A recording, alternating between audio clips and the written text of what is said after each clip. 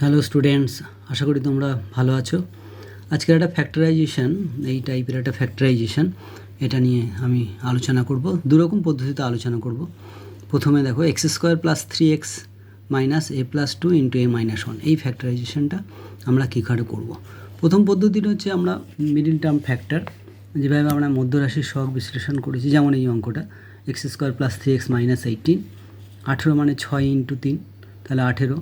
তাহলে 6 থেকে 3 মাইনাস করলে আমরা এই মধ্যরাশি যে 3 আছে, মধ্যরাশির সহগ 3টা আমরা সহজেই পেয়ে যাব।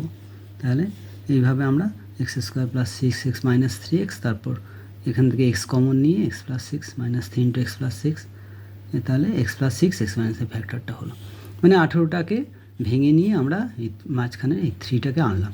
এখানেও তেমনি ফ্যাক্টরটা আমার করাই আছে a প্লাস 2 আর a মাইনাস 1, তাহলে এটাই আমার ফ্যাক্টর। তাহলে আমি যদি a প্লাস 2 থেকে a মাইনাস 1 বিয়োগ করি, দেখি 3 আসছে কি না, তাহলে সেই পদ্ধতিতেই আমরা করব। তাহলে আমরা করছি প্রথম দ্বিতীয় লাইনটা, তাহলে এক্স স্কোয়ার প্লাস 3x না লিখে আমি লিখছি a plus 2 minus a minus 1, এটাকে আমরা সেকেন্ড ব্র্যাকেট দিচ্ছি ইন্টু এক্স মাইনাস এ প্লাস 2, যেমন আছে এ মাইনাস 1। পরের line equal to x square plus, এবার এটা গুণ করে দিচ্ছি, তাহলে a plus 2 into x minus a minus 1 into x minus যা আছে a plus 2 into a minus 1, এটা লিখলাম। নেক্সট লাইন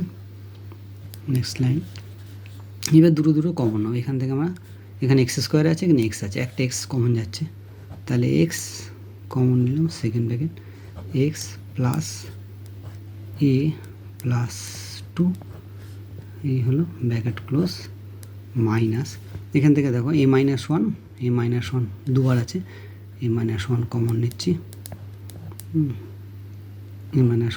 নিচ্ছি, তাহলে second bracket x plus a plus 2 second bracket close. Next line, তাহলে এইটা দুবার আছে, তাহলে এটা একটা ব্র্যাকেটের মধ্যে লিখলাম এক্স প্লাস a প্লাস 2, আর একটা ব্র্যাকেটের মধ্যে এক্স মাইনাস a মাইনাস 1, এখানে মাইনাস আছে বলে এটা মাইনাস আর মাইনাসে প্লাস 1 হবে। তাহলে এই একটা পদ্ধতিতে হলো। আর একটা মেথডে আমরা করতে পারি, দেখো সহজে, অন্য একটা মেথডে x square plus 3x minus a plus 2, a minus 1টাকে লিখছি a প্লাস 2 মাইনাস 3, তাহলে a মাইনাস 1টাকে লিখতে পারি, মাইনাস 1টাকে সহজে লিখতে পারি 2 minus 3। Next line x square plus 3x minus a plus 2 আর a প্লাস 2 মাইনাস 3, দুবার একই লাইন লেখা হয়ে গেল। এবার a প্লাস 2টাকে ইকুয়াল টু y ধরে নাও, তাহলে কি হচ্ছে x square plus 3x minus y into y minus 3, তাহলে এটা y হলো, তাহলে y minus 3। Next line x square plus 3x minus y square plus 3y, এবার এইটা এক জায়গায় লিখে একটা ফর্মুলা ফেলে দিলাম, x square minus y square মানে a square minus b square, formula ফেলে দিলাম x plus y, x minus y, আর 3x আর 3y এক জায়গায় লিখে 3 কমন নিলাম, x plus Y.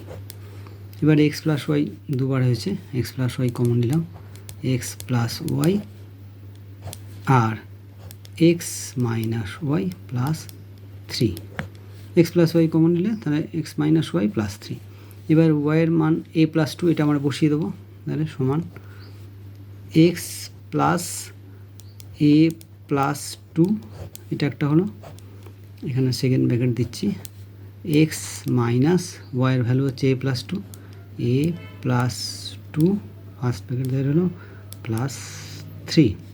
Next line আমরা এটাকে ক্যালকুলেশন করে ঠিকভাবে লিখে দেবো, এক্স প্লাস a+2 এই একটা হলো, আর এক্স মাইনাস a-2 +3।